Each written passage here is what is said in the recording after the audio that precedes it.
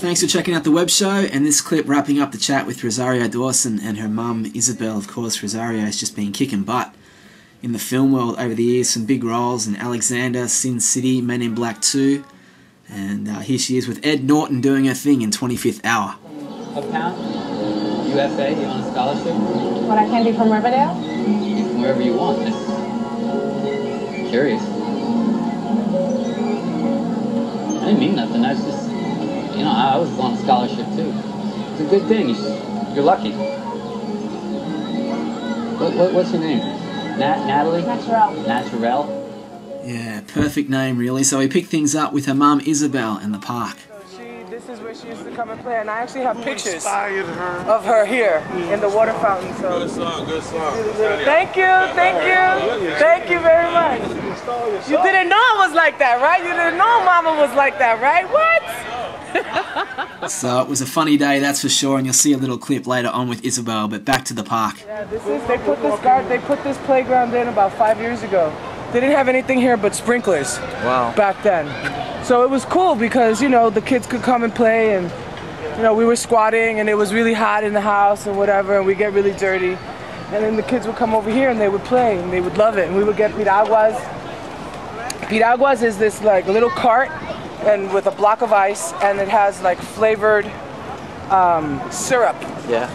And he scrapes the ice and he puts it in a paper cup, and then he covers it with syrup, and it's delicious. What'd they cost? 50 cents and $1. Wow. Okay. And it's better than ice cream because it's ice. So it was fun just being there, letting the camera roll, and the time came to sit with Rosario. And the funny thing about travelling around making a show completely by yourself is sometimes you just got to make sure the camera's working, that people are actually on the screen, the tripod's okay, and then you can sit down. But everything worked out with Rosario, and we started this chat. Alright, so we're here in New York City, and I'm with the lovely Rosario Dawson. Of course, you've met Isabel quite a few times now. And Rosario, how are you? How? I'm good, thank you. Where are we exactly? We are in Campos Plaza, actually, in the Lower East Side. Okay, and you grew up around here? Yeah, I grew up a block from here. A bunch of my friends who I went to school with live right in these buildings. I've come and spent a lot of time here. It's kind of all fixed up now. Not really, but a little bit more. Before it was just plain asphalt. And now we've got, you know, a little bit of, you know, rubber turf to kind of fool around on. But it's nice, actually, in the summertime they have like sprinklers that go off and stuff.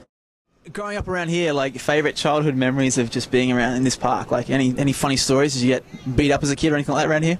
No, actually, I was more of the kid who would come in and sort of help the kids who were getting beat up, because I was really skinny and really fast, and I have a lot of uncles, so I was always the person to sort of like figure out when I was talking to them, like if they were a righty or a lefty, punch them in that arm and then run, and then they'd get tired and kind of leave whoever they were bothering alone.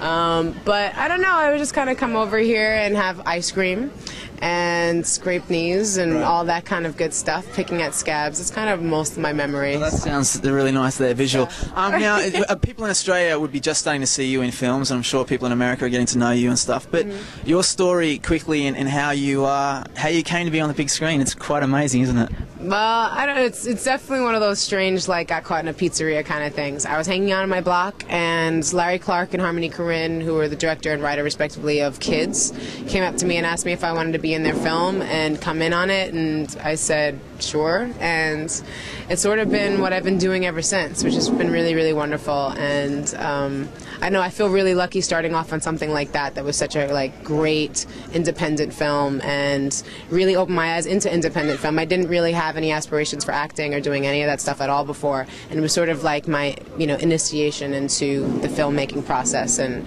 now I'm going to be hopefully co-directing something this summer. I'm going to be producing a film in the spring of next year, and it's amazing because I can always count it back to that one day that when my life changed. And so now this is what I do, and it's pretty wonderful. Yeah, it's an amazing story. So after being discovered on her front step, this is what happened. 17. How many people have you had vaginal intercourse with? Altogether? Yes, altogether. I would say 8, maybe 9. But how many of them did you go unprotected with? 4 times I went unprotected. Maybe it was 3. My name is Rosario Dawson. In '94, we shot that in the summer. I ended up only shooting about 4 days. But it definitely was sort of one of those monumental times in my life where I could see my life changing after that. I was 15, I was bored, had nothing else to do, and it ended up creating 9 years later what I'm still doing. Dreams-wise for you, I guess you're living it, but was there any other dreams you had as a kid growing up apart from film? You know, I wanted to sing. I wrote like pop songs when I was 6, and I would, you know, make my family listen to me dance to Sesame Street songs on my Big Bird phonograph player. I would do whole shows, dressed up and did all the characters. You know, and I wanted to be Madonna like every little girl in the 80s did, but I don't know, it's weird. Like, now I've been able to do a little bit of like dancing or singing a little bit because of just the people that I've met, like off camera or just on camera for just kind of roles, and it's been really great. But now acting is really my thing. So what's the dodgiest lyrics that you've ever written? Like, can you remember some pretty weird lyrics you wrote as a kid that you thought would be a good song, and now looking back you think, maybe not? Yeah, but actually it's a song I wrote with my brother and my mom when I was 10. Okay. And we had just moved to San Francisco we had just been there, and there was it was in '89 when the big 7.0 hit, right. And Shake Your Booty? Yeah, no. It was really bad. And I remember we were all like separate together. It was my brother, my mom, and myself, and we were all separate when it happened. And we came back and sort of went through all the perishables. Perishables? Yep. Perishables, yeah. Because, you know, the electricity was off, and, you know, it was a really kind of hard time. And we all sat there. My mom was like, you know, my brother was 5, I was 10. My mom thought it would be a great idea if we all wrote a song together to make ourselves like cheer each other up. Right. And so we made this song because we were eating all like cheese and milk and like whatever was in the refrigerator at the time, and it was kind of just gross, and you know, we were making just like fart jokes. Like, I don't know how we got into like fart jokes and stuff. Mom was like, okay, let's write a song, and I was like, okay, we'll call it Fast Food Service. All right, okay. And so that kind of initiated it, and it goes a little something like this. It's so retarded. I can't wait for this one. Yeah. Dump one eye, dump your other eye, pick your nose and stick it in your mouth. Wipe your butt and have some dessert. Drink your pee and have some tea. Clean your ears and take out the wax. Give it to the waitress and don't pay tax. Fast food service. Oh man, you put a beat to that. That could be a hit. Mm-hmm. Yeah, right. Why not? It's like off the charts, son. You never know these days in music. Yeah, so I actually played the audio from that on my old radio show. So there you go. But speaking of singing.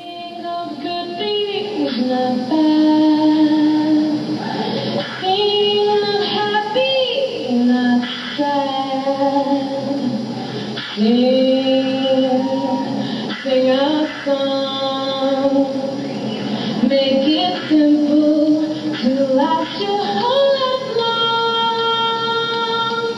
Don't worry that it's not good enough for anyone else to hear.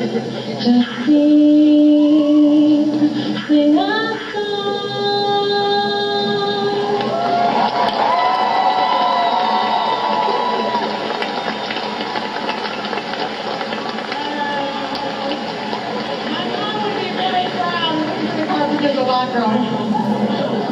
So there's Rosario showing us another talent, and I'm glad that she mentioned her mum there because this is funny. Check this out. Isabel and what she does at the end of her performance for the people of the Lower East Side.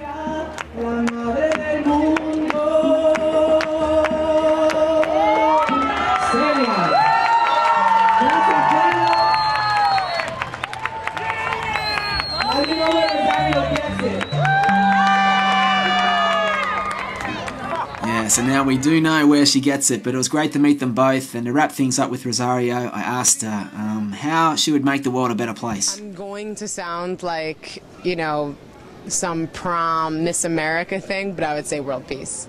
But I would say more in the sense of world responsibility and consciousness and awareness and respect. You know, it doesn't have to it doesn't have to come from a whole acceptance or whatever like that. It almost sounds.